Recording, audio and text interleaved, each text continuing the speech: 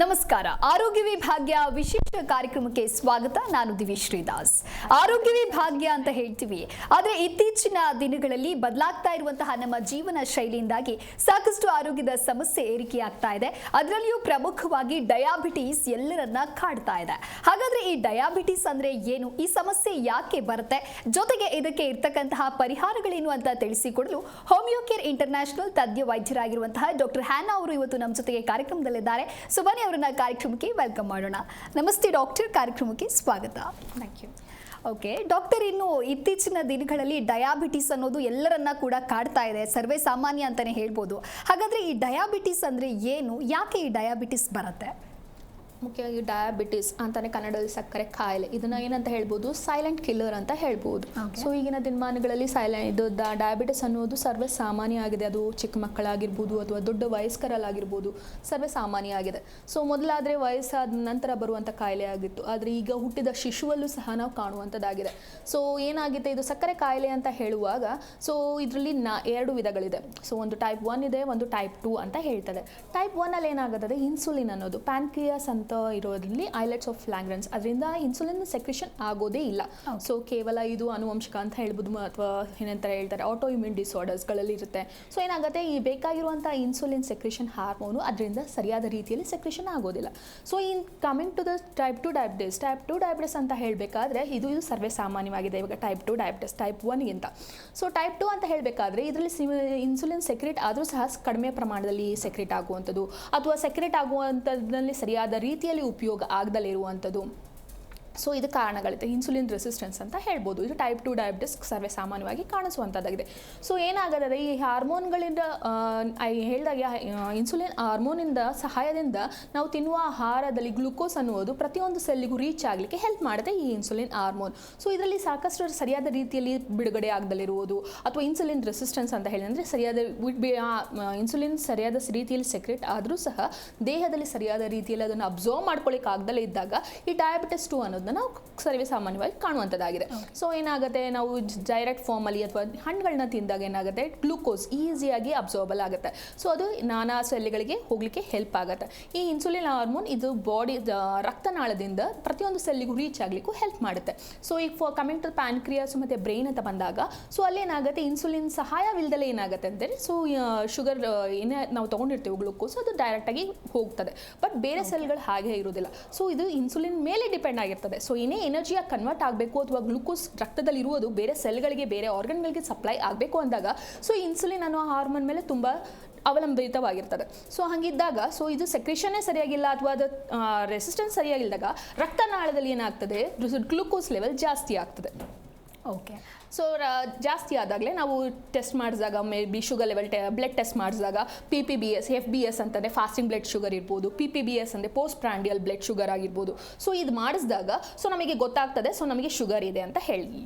FBS ಅಂತ ಅಂದಾಗ ಖಾಲಿ ಹೊಟ್ಟೆಯಲ್ಲಿ ನಾವು ಮಾಡಿದಾಗ 120 ಒಳಗಡೆ ಇರಬೇಕಾಗ್ತದೆ. ಸೊ PPBS ಅಂತಂದರೆ 160 ಒಳಗೆ ಇರ್ತದೆ. ಸೊ ಇದು ಇಷ್ಟು ಪ್ರಮಾಣದಲ್ಲಿ ಇದ್ದಾಗ ನಾವು ಬ್ಲಡ್ ಶುಗರ್ ಒಂದು ನಾರ್ಮಲ್ ಆಗಿ ಸ್ಟೆಬಿಲೈಸ್ ಆಗ್ತಾ ಇದೆ ಬಾಡಿಯಲ್ಲಿ ಅಂತ ಹೇಳ್ಬೋದಾಗಿದೆ. ಓಕೆ ಡಾಕ್ಟರ್, ಇನ್ನು ಡಯಾಬಿಟಿಸ್ ಇದೆ ಅಂತ ಹೇಳಿ ಗೊತ್ತಾಗೋದು ಹೇಗೆ, ಅದಕ್ಕೆ ಇರುವಂತಹ ಗುಣಲಕ್ಷಣಗಳ ಬಗ್ಗೆ ತಿಳಿಸಿಕೊಡೋದಾದ್ರೆ?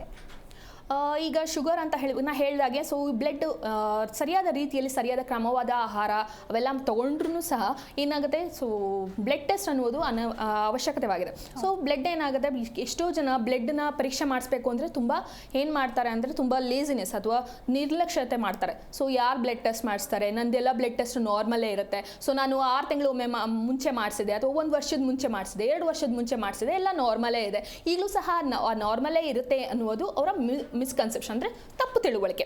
ಸೊ ಇದು ರಕ್ತ ಪರೀಕ್ಷೆ ಸರಿಯಾದ ರೀತಿಯಲ್ಲಿ ಸರಿಯಾದ ಟೈಮಲ್ಲಿ ಮಾಡಿಸ್ಲಿಲ್ಲ ಅಂದಾಗ ಸೊ ಗ್ಲೂಕೋಸ್ ಲೆವೆಲ್ ಬಾಡಿಯಲ್ಲಿ ಆಬ್ವಿಯಸ್ಲಿ ಹೆಚ್ಚಾಗ್ತಾ ಹೋಗುತ್ತೆ. ಸೊ ಏನಾಗುತ್ತೆ, ಈಗಿನ ಕಾಲದ ಹೇಳ್ದಂಗೆ ಡಯಾಬಿಟಿಸ್ ಮತ್ತು ಹೈಪೋಥೈರಾಯ್ಡ್ ಅನ್ನೋದು ತುಂಬ ಸರ್ವೇ ಸಾಮಾನ್ಯ ಆಗಿದೆ. ಸೊ ಸರಿಯಾದ ರೀತಿಯಲ್ಲಿ ಈಗ ಆನುವಂಶಿಕ ಅಂತ ಹೇಳ್ಬೋದು, ಯಾವಾಗ ಹೆರಿಡಿಟ್ರಿಯಲ್ಲಿ ಇರ್ತದೋ ಸೊ ಅವರಿದ್ದಾಗ ಅವರು ಸರಿಯಾದ ರೀತಿಯಲ್ಲಿ ಆಹಾರ ಕ್ರಮ ಆಗಿರೋರು ಪದ್ಧತಿ ಇದ್ರೂ ಸಹ ನಾನು ಏನು ಮಾಡಿದ್ರು ಎಲ್ಲ ಕರೆಕ್ಟಾಗಿ ಫಾಲೋ ಮಾಡ್ತಾ ಇದ್ದೀನಿ, ನನಗೆ ಯಾವ ಬ್ಲಡ್ ಟೆಸ್ಟ್ ಬೇಡ, ನನಗೆ ಶುಗರ್ ಬರೋ ಸಾಧ್ಯತೆ ಇರುವುದಿಲ್ಲ ಅಥವಾ ನನಗೆ ನನಗೆ ಯಾವುದೇ ಸಿಂಪ್ಟಮ್ಸ್ ಇಲ್ಲ. ಸಿಂಪ್ಟಮ್ಸ್ ಅಂದರೆ ಪಾಲಿಡಿಪ್ಸಿ ಆಗಿರ್ಬೋದು, ಪಾಲಿಫೇಜಿಯಾ ಆಗಿರ್ಬೋದು, ಪಾಲಿಯೂರಿಯಾ. ಪಾಲಿಫೇಜಿಯಾ ಅಂತಂದರೆ ಹೆಚ್ಚು ಹಸಿವು, ಪಾಲಿಡಿಪ್ಸಿ ಅಂದರೆ ನೀರು ಚೆನ್ನಾಗಿ ಕುಡಿಯುವಂಥದ್ದು, ಅಥವಾ ಪಾಲಿಯೂರಿಯಾ ಅಂದರೆ ಹೆಚ್ಚು ಮೂತ್ರ ಹೋಗುವಂಥದ್ದು. ಸೊ ಇದು ಯಾವ ಸಿಂಪ್ಟಮ್ಸು ನನ್ನಲ್ಲಿಲ್ಲ, ಎಲ್ಲ ಸರಿಯಾದ ರೀತಿಯಲ್ಲಿ ವೆಲ್ ಬ್ಯಾಲೆನ್ಸ್ಡ್ ಆಗಿದೆ. ಸೊ ನಾನು ಏನು ರಕ್ತ ಪರೀಕ್ಷೆ ಮಾಡಿಸುವ ಅವಶ್ಯಕತೆ ಇಲ್ಲ ಅನ್ನುವ ನಿರ್ಲಕ್ಷ್ಯತನೇ ಮಾಡ್ತಾರೆ. ಸೊ ಕೆಲ ಪೇಷಂಟ್ಸಲ್ಲೂ ಈ ಸಿಂಪ್ಟಮ್ಸ್ ಇರಲೇಬೇಕು ಅಂತ ಏನೂ ಇಲ್ಲ, ಇಲ್ದಲೇ ಇದ್ರೂ ಸಹ ಒಮ್ಮೆ ರಕ್ತ ಪರೀಕ್ಷೆ ಮಾಡಿಸೋದು ಸೂಕ್ತ ಆಗಿದೆ. ಸೊ ಅವಾಗ ಬಾಡಿಯಲ್ಲಿ ಎಷ್ಟು ಗ್ಲೂಕೋಸ್ ಇದೆ, ಅಥವಾ ನಮ್ಮ ದೈನಂದಿನ ಕಾರ್ಯಗಳಾಗಿರ್ಬೋದು, ಆಹಾರ ಪದ್ಧತಿಗಳಾಗಿರ್ಬೋದು, ಅದರಿಂದನೂ ಸಹ ನಮ್ಮ ರಕ್ತನಾಳದಲ್ಲಿ ಏನಾಗ್ಬೋದು, ಶುಗರ್ ಲೆವೆಲ್ ಏರುಪೇರು ಆಗ್ಬೋದು, ಸಕ್ಕರೆ ಏರುಪೇರು ಆಗ್ಬೋದು. ಸೊ ಸಕ್ಕರೆ ನಾವು ರಕ್ತ ಪರೀಕ್ಷೆನ ಸೂಕ್ತವಾದ ಸಮಯದಲ್ಲಿ 6 ತಿಂಗಳಿಗೊಮ್ಮೆ ಅಥವಾ ವರ್ಷಕ್ಕೊಮ್ಮೆ ಮಾಡಿಸಿದಾಗ ಸೊ ನಮಗೆ ಗೊತ್ತಾಗ್ತದೆ ನಮ್ಮ ಬಾಡಿಯಲ್ಲಿ ಏನೇನು ಚೇಂಜಸ್ ಆಗ್ತಾ ಇದೆ. ಸೊ ಹಂಗಿದ್ದಾಗ ಗೊತ್ತಾಗುತ್ತೆ ಸೊ ನಾವು ಪ್ರೀ ಡಯಾಬಿಟಿಕ್ ಇದೀವಾ ಅಥವಾ ಡಯಾಬಿಟಿಕ್ ಇದೀವಾ ಅಥವಾ ಕಾಂಪ್ಲಿಕೇಶನ್ ಏನಾದರೂ ಆರ್ಗನ್ಸ್ ಏನಾದರೂ ಡ್ಯಾಮೇಜ್ ಆಗ್ತಾ ಇದೆಯಾ. ಸೊ ಆಮೇಲೆ HbA1c ಅಂತ ಒಂದು ಮಾಡ್ತೇವೆ. ಸೊ 3 ತಿಂಗಳದು ಪ್ರೊಪೋರ್ಷನೇಟ್ ಗ್ಲೂಕೋಸ್ ಲೆವೆಲ್ನ ಚೆಕ್ ಮಾಡ್ತೇವೆ. ಸೊ ಎಷ್ಟು ಪರ್ಸೆಂಟ್ ಗ್ಲೈಕೋಸಿಸ್ಟೇಟ್ HB ಅಂತ ಹೇಳ್ಬೋದು. ಸೊ ಹಿಮೋಗ್ಲೋಬಿನಲ್ಲಿ ಏನಾಗುತ್ತೆ ಅಂತಂದರೆ ಈಗ ಫಾರ್ ಎಕ್ಸಾಂಪಲ್ ವಿತಿನ್ 5 ಇರಬೇಕು ಅಂತ ಹೇಳ್ತೀವಿ ನಾವು, ಆವ್ರೇಜ್ ಅದ್ರದ್ದು ರೀಡಿಂಗು. ಸೊ ವಿತಿನ್ 6 ಆಗಿರ್ಬೋದು, 7 ಆಗಿರ್ಬೋದು, 8 ಆಗಿದೆ ಅಂದರೆ ಏನಾಗಿದೆ ಅಂದರೆ ಅಷ್ಟು ಪರ್ಸೆಂಟು ಬಾಡಿಯಲ್ಲಿ ಡ್ಯಾಮೇಜಸ್ ಆಗಿದೆ ಅಂತ ಅರ್ಥ. ಸೊ ಹಾಗಿದ್ದಾಗ ಸೊ HbA1cನ 3 ತಿಂಗಳಿಗೊಮ್ಮೆ ಮಾಡಿಸೋದು ಅವಶ್ಯಕತೆ ಆಗಿದೆ. ಸೊ ಅವಾಗ ನಮಗೆ ಆವ್ರೇಜ್ ಗ್ಲೂಕೋಸ್ ಲೆವೆಲ್ ಬಾಡಿಯಲ್ಲಿ ಎಷ್ಟಿದೆ ಅಂತ ತಿಳ್ಕೊಳ್ಳೋದಕ್ಕೆ ತುಂಬ ಹೆಲ್ಪ್ಫುಲ್ ಆಗುತ್ತೆ. Okay doctor. ಎಸ್ ವೀಕ್ಷಕರೇ, ನೀವು ಕೂಡ ಡಯಾಬಿಟಿಸ್ ಸಮಸ್ಯೆಯಿಂದ ಬಳಲ್ತಾ ಇದ್ರೆ ನಿಮ್ಮ ಟಿವಿ ಸ್ಕ್ರೀನ್ ಮೇಲೆ ಲಭ್ಯವಾಗ್ತಾ ಇರುವಂತಹ ಈ ಸಂಖ್ಯೆಗೆ ಕರೆ ಮಾಡಿ ಡಾಕ್ಟರ್ ಜೊತೆಗೆ ಮಾತನಾಡಬಹುದು. ಎಸ್ ಡಾಕ್ಟರ್, ಹೇಳ್ತಾ ಇದ್ರಿ ಡಯಾಬಿಟಿಸ್ ಅಂದರೆ ಏನು ಡಯಾಬಿಟಿಸ್ಗೆ ಇರುವಂತಹ ಸಿಂಪ್ಟಮ್ಸ್ಗಳ ಬಗ್ಗೆ ಹೇಳ್ತಾ ಇದ್ರಿ. ಹೋಮಿಯೋ ಕೇರ್ನಲ್ಲಿ ಯಾವ ರೀತಿಯ ಒಂದು ಟ್ರೀಟ್ಮೆಂಟನ್ನು ನೀವು ಡಯಾಬಿಟಿಸ್ಗೆ ನೀಡ್ತೀರಾ? ಈಗಾಗಲೇ ಯೂಶ್ವಲಿ ರೀಚ್ ಆಗೋದು ಕ್ಲಿನಿಕಲ್ಲಿ ಆಗಲೇ ಮೆಡಿಸಿನ್ ಸ್ಟಾರ್ಟ್ ಮಾಡಿರ್ತಾರೆ, ಇಂಗ್ಲೀಷ್ ಮೆಡಿಸಿನ್ ಸ್ಟಾರ್ಟ್ ಮಾಡಿರ್ತಾರೆ. ಸೊ ತುಂಬ ವರ್ಷದಿಂದ ತೊಗೊಳ್ತಾ ಇದ್ದೀನಿ, ಅಥವಾ ಇನ್ಸುಲಿನ್ ಮೇಲೆ ಡಿಪೆಂಡ್ ಆಗಿರ್ತಾರೆ, ಇಂಜೆಕ್ಷನ್ ತೊಗೊಳ್ಬೇಕಾಗತ್ತೆ. ಚಿಕ್ಕ ಮಕ್ಕಳು ಸಹ ಆಬ್ವಿಯಸ್ಲಿ ನನ್ನ ಈ ಕ್ಲಿನಿಕಲ್ಲೇ ನೋಡಬೇಕಂದ್ರೆ ಇನ್ನು ಸ್ಕೂಲ್ಗೆ ಹೋಗೋ ಮಕ್ಕಳು ಸಹ ಇನ್ಸುಲಿನ್ ಮೇಲೆ ಅವ್ರಿಗೆ ಇಂಜೆಕ್ಷನ್ ಹೇಗೆ ಬೇರೆಯವ್ರು ಕೊಡೋರ್ಗೆ ಗೊತ್ತಿರುತ್ತೆ, ಬಟ್ ಸ್ವತಃ ಅವರೇ ತೊಗೊಳ್ಬೇಕು ಅಂದರೆ ಎಷ್ಟು ಪೇನ್ಫುಲ್ ಕಂಡೀಷನ್, ಅವ್ರ ತಂದೆ ತಾಯಿಗಳಿಗೂ ಎಷ್ಟು ಪೇನ್ಫುಲ್ ಕಂಡೀಷನ್.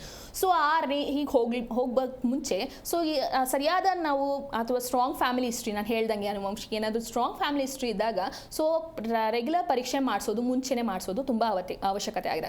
ಸೊ ನಾನು ಹೇಳ್ದಂಗೆ ನಿರ್ಲಕ್ಷ್ಯತೆ ನಾನು ಮಾಡಿಸೋದು ತುಂಬ ಜನ ಇದ್ದಾರೆ. ಸೊ ನನಗೆ ಯಾವ ಸಿಂಪ್ಟಮ್ಸ್ಗಳು ಸಹ ಕಾಣಿಸ್ತಿಲ್ಲ, ನಾನು ಯಾಕೆ ರಕ್ತ ಪರೀಕ್ಷೆ ಮಾಡಿಸ್ಬೇಕು, ಸೊ ನಾನು ಆರೋಗ್ಯವಾಗೇ ಇದ್ದೀನಿ. ಸೊ ಅಕಸ್ಮಾತ್ ಬಂದ್ರೂ ಸಹ ಒಂದು ಮೆಡಿಸಿನ್ ಸ್ಟಾರ್ಟ್ ಮಾಡಿರ್ತಾರೆ, ಫಾರ್ ಎಕ್ಸಾಂಪಲ್ 1 ಟೈಮ್ ಕೊಟ್ಟಿರ್ತಾರೆ 500 mg ಸಮಥಿಂಗ್ ಗ್ಲೈಕೋಮೆಟ್ ಸಮಥಿಂಗ್, ಹಂಗೆ ಕೊಟ್ಟಾಗ ಅದನ್ನೇ ಲೈಫ್ ಲಾಂಗ್ ಕಂಟಿನ್ಯೂ ಮಾಡುವಂಥ ಪೇಷಂಟ್ಸ್ಗಳಿರ್ತಾರೆ. That nothing like that. So symptom based ಮೇಲೆ ಏನಾಗುತ್ತೆ ಅಂದರೆ ಅದು MGಗಳು ಕಡಿಮೆನೂ ಮಾಡ್ಬೋದು ಅಥವಾ ಡೋಸೇಜ್ ಜಾಸ್ತಿನೂ ಮಾಡ್ಬೋದು. ಸೊ ಇದು ಈ ಮೆಡಿಸನ್ ನಾನು ತೊಗೊತಾನೆ ಇದ್ದೀನಿ, ಎಷ್ಟೋ ವರ್ಷದಿಂದ ತೊಗೊತಾ ಇದ್ದೀನಿ, ಬಟ್ ನನಗಿರುವಂಥ ಸಿಂಪ್ಟಮ್ಸ್ ಆಗಿರ್ಬೋದು, ಹಸಿವು ಆಗಿರ್ಬೋದು, ಬೇಗ ಸುಸ್ತಾಗುವಂಥದ್ದಾಗಿರ್ಬೋದು, ಅಥವಾ ನಿದ್ದೆ ಬರದಲ್ಲೇ ಇರುವಂಥದ್ದು, ಯೂರಿನ್ ಪದೇ ರಾತ್ರಿ ಟೈಮಲ್ಲಿ ನಾಕ್ಟರ್ನಲ್ ಎನ್ಯೂರೋಸಿಸ್ ಅಂತ ಹೇಳ್ತೀವಿ. ಸೊ ಪದೇ ಯೂರಿನ್ ಪಾಸ್ ಮಾಡುವಂಥದ್ದಾಗಿರ್ಬೋದು, ನಾನು ಎಷ್ಟೇ ತಿಂದರೂ ಸಹ ನನಗೆ ಆಯಾಸ ಜಾಸ್ತಿ ಆಗೋದು. ಸೊ ಈ ಸಿಂಪ್ಟಮ್ಸ್ಗಳಲ್ಲಿ ಏನು ಬದಲಾವಣೆಗಳು ಕಾಣ್ತಾ ಇರಲ್ಲ, ಬಟ್ ಮೆಡಿಸನ್ ಡೋಸೇಜ್ ಮಾತ್ರ ಅದೇ ಇರುತ್ತೆ. ಸೊ ಅದು ಒಂದು ನಿರ್ಲಕ್ಷ್ಯತೆನೇ ಪೇಷಂಟ್ಸ್ ಮಾಡೋದು. ಸೊ ಒಂದ್ಸತಿ ನೀವು ಹೋಗಿದ್ದೀರಾ ಅಂತಂದರೆ ಮತ್ತೆ ಬ್ಲಡ್ ಟೆಸ್ಟ್, ನಾನು ಹೇಳ್ದಂಗೆ 3 ತಿಂಗಳಿಗೊಮ್ಮೆ ಬ್ಲಡ್ ಟೆಸ್ಟ್ ಮಾಡಿಸೋದು, ಅಥವಾ ತಿಂಗಳಿಗೊಮ್ಮೆ ಮಾಡಿಸೋದು, ಅಥವಾ ಮನೇಲೇ ಏನಾದರೂ ಇತ್ತು ಅಂತ ಅಂದರೆ ಗ್ಲುಕೋಮೀಟರ್ ಅದರಿಂದ ಟೆಸ್ಟ್ ಮಾಡ್ಕೊಳ್ಳುವಂಥದ್ದಾಗಿರ್ಬೋದು, ವಾರಕ್ಕೊಮ್ಮೆ ಆದರೂ ಚೆಕ್ ಮಾಡ್ಕೊಳ್ಳುವಂಥದ್ದು.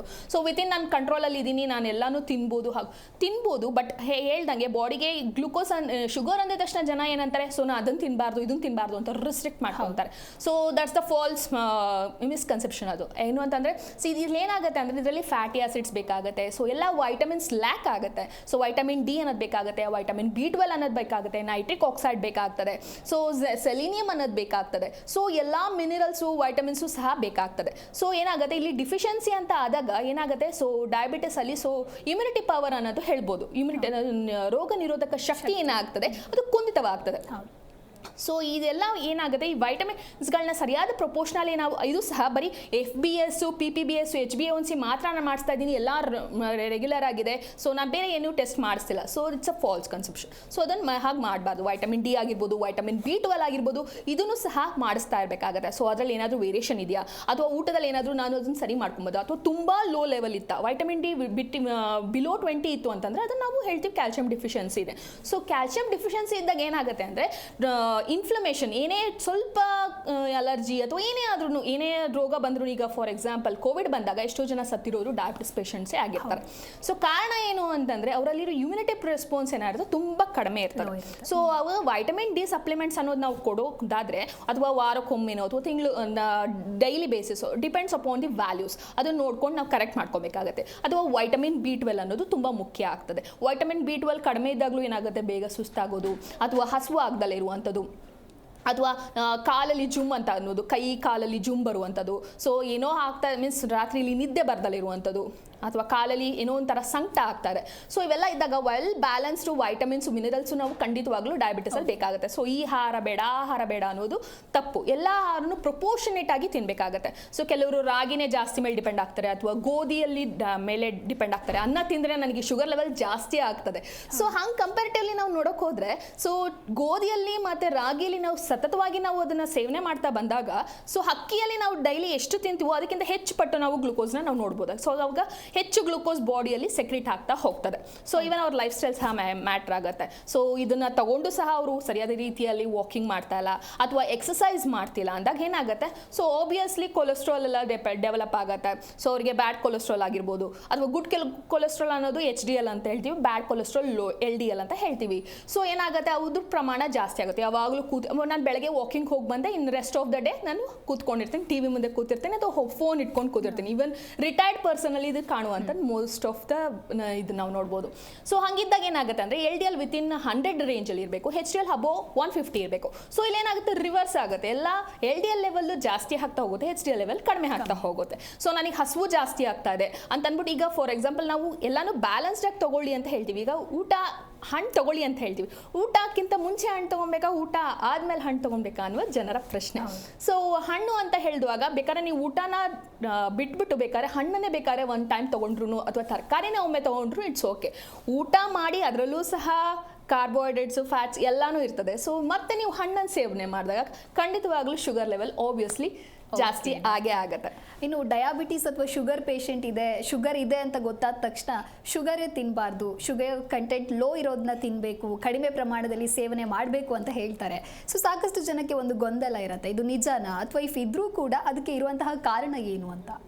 ಸೊ ಅದು ಎಲ್ಲರೂ ಹೇಳುವಂಥ ಸರ್ವಸಾಮಾನ್ಯ, ನಾನು ಸ್ವೀಟೇ ಮುಡ್ತಾ ಇಲ್ಲ, ನನಗೆ ಸ್ವೀಟ್ ಅಂದರೆ ಅಷ್ಟು ಇಷ್ಟ, ಬಟ್ ಅದನ್ನು ನೋಡಿದಾಗ ನನಗೆ ತಿನ್ನಬೇಕು ಅಂತ ಅನಿಸುತ್ತೆ, ಬಟ್ ತಿನ್ನಕ್ಕೆ ಆಗ್ತಾ ಇಲ್ಲ. ಅದನ್ನು ತಿಂದರೆ ಎಲ್ಲಿ ನನ್ನ ಬಾಡಿಯಲ್ಲಿ ರಕ್ತದಲ್ಲಿ ಎಲ್ಲಿ ಗ್ಲೂಕೋಸ್ ಲೆವೆಲ್ ಜಾಸ್ತಿ ಆಗ್ತದೆ ಅಂತ ಅನ್ನುವ ಮಿಸ್ಕನ್ಸೆಪ್ಷನ್ ಇದೆ.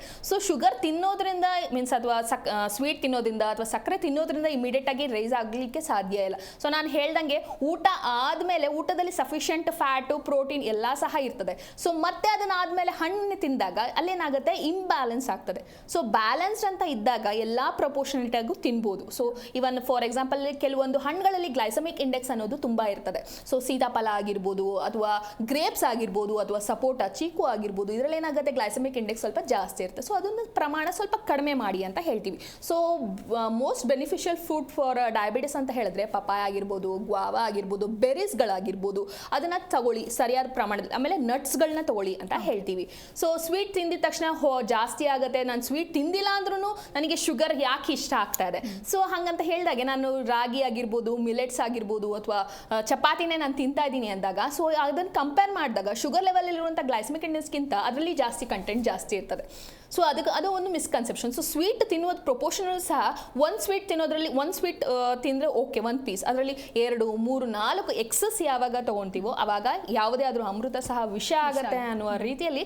ಸೊ ಒಂದು ತಗೊಳ್ಳೋ ಜಾಗದಲ್ಲಿ 2, 3 ತಗೊಳ್ಳೋದು, ಅಥವಾ ಒಂದು ಪೀಸು ಅಥವಾ 2 ಪೀಸು ಮಾವಿನ ತಿನ್ನೋದ್ರಲ್ಲಿ ಹೋಲ್ ಮ್ಯಾಂಗೋ ತಗೊಳ್ಳುವಂಥದ್ದು. ಮಾವಿನ ಸೀಸನ್ ಬಂತು, ನಾನು ತಗೊಂಡೆ ಡಾಕ್ಟ್ರೇ ಅಂತ ಹೇಳ್ತಾರೆ.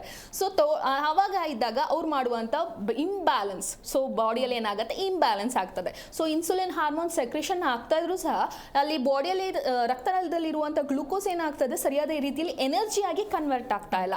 ಸೊ ಬೇಗ ಅವರಿಗೆ ಸುಸ್ತಾಗುವಂಥದ್ದಾಗಿರ್ಬೋದು, ಎಷ್ಟು ತಿಂದರೂ ನನಗೆ ಆಯಾಸ ಅನಿಸ್ತಿದೆ, ಮಲಗಬೇಕು ಅಂತ ಅನಿಸ್ತಿದೆ, ಎದೆ ಊರಿ ಅನಿಸ್ತಿದೆ, ಮಲಗಕ್ಕಾಗ್ತಾ ಇಲ್ಲ ರಾತ್ರಿಲಿ, ಸೊ ಕಾಲಲ್ಲಿ ಏನೋ ಒಂಥರ ಸಂಕಟ ಇರ್ಬೋದು.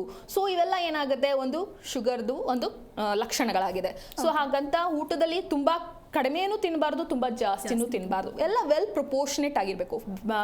ಹೆಚ್ಚಾಗಿ ಹೇಳಬೇಕು ಅಂತಂದರೆ ಫ್ಯಾಟಿ ಫುಡ್ಸ್ನ ಜಾಸ್ತಿ ಶುಗರ್ ಪೇಷಂಟ್ಸ್ ತೊಗೊಬೇಕಾಗತ್ತೆ. ಫ್ಯಾಟಿ ಫುಡ್ಸ್ ಆಗಿರ್ಬೋದು ಅಥವಾ ಪ್ರೋಟೀನ್ಸ್ ಆಗಿರ್ಬೋದು, ಇವನ್ನೆಲ್ಲ ಸರಿಯಾದ ರೀತಿಯಲ್ಲಿ ತೊಗೊಂಡಾಗ ಇನ್ಸುಲಿನ್ ಮೇಲೆ ಡಿಪೆಂಡ್ ಆಗುವಂಥ ಸಾಧ್ಯತೆ ಖಂಡಿತವಾಗ್ಲೂ ಇರೋದಿಲ್ಲ. ಸೊ ಏನಾಗುತ್ತೆ ಅದಾಗದೇನೆ ಸೊ ಎಲ್ಲ ಸೆಲ್ಗಳಿಗೂ ಎನರ್ಜಿ ಸಪ್ಲೈ ಮಾಡುವಂಥ ಶಕ್ತಿ ಇರ್ತದೆ. ಸೊ ಯಾವಾಗ ನಾವು ಇದರಲ್ಲಿ ಇಲ್ಲ ನಾನು ಫ್ಯಾಟಿ ಫುಡ್ಸ್ ತಿನ್ನಬಾರ್ದು, ನಾನು ಪ್ರೋಟೀನ್ ರಿಚ್ ಫುಡ್ ತಗೊಳ್ಬಾರ್ದು ಅಂತ ಇದ್ದಾಗ ಸೊ ಏನಾಗುತ್ತೆ ಆಬ್ವಿಯಸ್ಲಿ ಬಾಡಿಲಿ ಬೇಕಾಗುವಂಥ ಎನರ್ಜಿನೂ ಸಹ ಸಿಗೋದಿಲ್ಲ.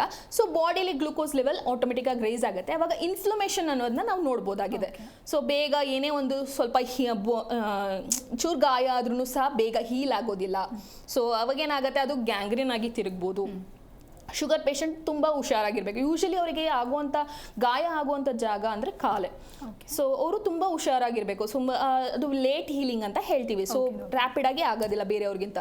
ಸೊ ಹಿಂಗಿದ್ದಾಗ ಸೊ ಡಯಾಬಿಟಿಕ್ ಅದರಲ್ಲಿರುವಂಥ ಸಿಂಪ್ಟಮ್ಸ್ಗಿಂತ ಅದರಿಂದ ಬರುವಂಥ ಕಾಂಪ್ಲಿಕೇಶನ್ಸ್ ಇಂದಾನೇ ಜನ ಸಾಯುವಂಥದ್ದು ಅಥವಾ ನರಳುವಂಥದ್ದನ್ನ ನಾವು ಈ ದಿನಮಾನದಲ್ಲಿ ನೋಡ್ಬೋದು. ಓಕೆ, ಕಾಂಪ್ಲಿಕೇಶನ್ ಬಗ್ಗೆ ಹೇಳ್ತಾ ಇದ್ರಿ. ಸ್ಟಾರ್ಟಿಂಗ್ ಸ್ಟೇಜಲ್ಲಿ ಶುಗರ್ ಇದೆ ಅಂತ ಗೊತ್ತಿದ್ರು ಕೂಡ ಸಾಕಷ್ಟು ಜನ ನೆಗ್ಲೆಕ್ಟ್ ಮಾಡ್ತಾ ಹೋಗ್ತಾರೆ. ಆಗ ಯಾವ ರೀತಿಯ ಪರಿಣಾಮ ಬೀರುತ್ತೆ? ಏನೆಲ್ಲ ಕಾಂಪ್ಲಿಕೇಶನ್ ಅವರು ಫೇಸ್ ಮಾಡಬೇಕಾಗತ್ತೆ? ಶುಗರ್ ಅಂತ ಸಕ್ಕರೆಯಲ್ಲಿ ಏನು ಕಾಂಪ್ಲಿಕೇಶನ್ಸ್ ಅಂತ ಬಂದಾಗ ಅದು ಕಣ್ಣಿನ ಮೇಲೆ ಪರಿಣಾಮ ಬೀಳ್ಬೋದು, ರೆಟಿನೋಪತಿ ಅಂತ ಹೇಳ್ಬೋದು, ಅಥವಾ ಕಿಡ್ನಿ ಮೇಲೆ ಬಂದೆ ನೆಫ್ರೋಪತಿ ಅಂತ ಹೇಳ್ಬೋದು, ಅಥವಾ ನರಗಳ ಮೇಲೆ ಇದ್ದಾಗ ಪೆರಿಫೆರಲ್ ನ್ಯೂರೋಪತಿ ಅಂತ ಹೇಳ್ಬೋದು. ಕಣ್ಣು ಬ್ಲರ್ ಆಗ್ತಾ ಇದೆ, ನನಗೆ ಕಣ್ಣು ಸರಿಯಾಗಿ ಕಾಣಿಸ್ತಾ ಇಲ್ಲ, ಮಂಜಾಗ್ತಾ ಇದೆ. ಸೊ ಏನಾಗ್ತಾ ಇದೆ ಅಂದರೆ ಫಸ್ಟ್ ಸಿಂಪ್ಟಮ್ ಏನು ನಾನು ಆಗಲೇ ಹೇಳ್ದಂಗೆ ಹೆಚ್ಚು ಹಸುವು, ಹೆಚ್ಚು ಬಾಯಾರಿಕೆ ಅಥವಾ ಹೆಚ್ಚು ಮೂತ್ರಕ್ಕೆ ಹೋಗದಲ್ಲೇ ಇರುವ ಲಕ್ಷಣಗಳು ಇಲ್ದಲೇ ಇದ್ರೂ ಸಹ ಅಥವಾ ಏನಾದರೂ ಕಣ್ಣಲ್ಲಿ ಏನಾದರೂ ಮಂಜಾಗ್ತಾ ಇದೆ ಅಥವಾ ನನ್ನ ಪಾದದಲ್ಲಿ ಉರಿ ಆಗ್ತಾ ಇದೆ. ಸೊ ಈ ತರ ಎಲ್ಲ ಬಂದಾಗ ಸೊ ಫಸ್ಟ್ ನಾವು ಶುಗರ್ನ ಚೆಕ್ ಮಾಡಿಸೋದು ಮುಖ್ಯ ಆಗಿದೆ. ಸೊ ಯಾಕಂದ್ರೆ ಅದು ಡ್ಯಾಮೇಜ್ ಆಗಿರುವಂಥ ಸಾಧ್ಯತೆಗಳಿರುತ್ತೆ, ಅಲ್ಲಿರುವಂಥ ಸೆಲ್ಸ್ಗಳಿಗೆ ಬೇಗನೆ ಡ್ಯಾಮೇಜ್ ಆಗಿರೋದು. ಸೊ ಅದನ್ನು ಸರಿಯಾದ ರೀತಿಯಲ್ಲಿ ಟ್ರೀಟ್ಮೆಂಟ್ ಸ್ಟಾರ್ಟ್ ಮಾಡಲಿಲ್ಲ ಅಂದರೆ ಅವ್ರು ಕಂಪ್ಲೀಟ್ ವಿಷನ್ನ ಲಾಸ್ ಸಹ ಮಾಡ್ಕೊಬೋದು. ಸೊ ಈಗ ಕಿಡ್ನಿಗೆ ಅಂತ ಬಂದಾಗ ಕಿಡ್ನಿ ಅಂತ ನಾವು ಹೇಳಬೇಕಾದ್ರೆ ಅದು ವೈಟಲ್ ಆರ್ಗನ್, ಅದೊಂದು ಇಂಪಾರ್ಟೆಂಟ್ ಆರ್ಗನ್ ಅಂತ ಹೇಳ್ಬೋದು. ಸೊ ಬಾಡಿಯಲ್ಲಿರುವಂಥ ಎಲ್ಲ ಟಾಕ್ಸಿನ್ ಎಲ್ಲ ಕಲ್ಮಶಗಳನ್ನ ಅದು ಹೊರ ಹಾಕ್ತದೆ. ಸೊ ಅದು ಸರಿಯಾದ ರೀತಿಯಲ್ಲಿ ಕೆಲಸ ಮಾಡಲಿಲ್ಲ ಅಂತಂದರೆ ಬಾಡಿಯಲ್ಲಿ ಟಾಕ್ಸಿನ್ ಬಿಲ್ಡಪ್ ಆಗ್ತದೆ. ಟಾಕ್ಸಿನ್ ಬಿಲ್ಡಪ್ ಆದಾಗ ಆಬ್ವಿಯಸ್ಲಿ ನಾನಾ ಕಾಯಿಲೆಗಳು ಅಥವಾ ನಾನಾ ಕಾಂಪ್ಲಿಕೇಶನ್ಸ್ಗಳನ್ನ ನಾವು ನೋಡ್ಬೋದು. So potassium sodium level balance ಮಾಡಲಿಕ್ಕೆ kidney function is very important role. So usually sugar patient ಇರೋರು ಬಾಳೆಹಣ್ಣು ತಿನ್ನಿ, ಏಲಕ್ಕಿ ಬಾಳೆಹಣ್ಣು ತಿನ್ನಿ ಅಂತ ಹೇಳ್ತೀವಿ. ಏಲಕ್ಕಿ ಬಾಳೆಹಣ್ಣು ತಿನ್ನೋದ್ರಿಂದ ಏನಾಗುತ್ತೆ ಅಂದರೆ ಪೊಟ್ಯಾಷಿಯಂ ಸೋಡಿಯಂ ಲೆವೆಲ್ ಬ್ಯಾಲೆನ್ಸ್ಡ್ ಆಗಿ ಇರ್ತದೆ.